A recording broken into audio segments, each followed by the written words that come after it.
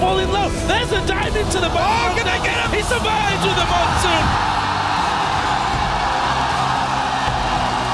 They're all very low here at Royal Club, but they're going to try and turn it around. And Rayan will be the first one. Shockwave goes down.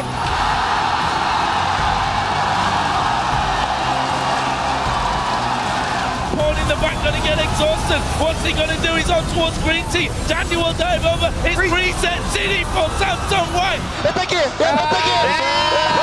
Things have changed for Team Solo Mid since the boot camp in Korea, and so far they are showing results. And now it's going to be Morning. He finds Dyrus, but again, the Wild Growth is strong enough, and Morning's now in trouble. He's going to get picked up. BB comes around. He's just not got the damage that Wild Turtle does.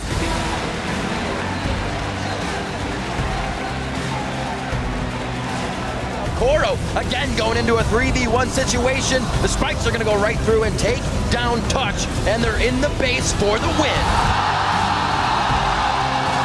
Straight into the team. BB gets away, but no help. Win's going to get chased down. He gets hooked up. And an absolutely fantastic match to finalize the day.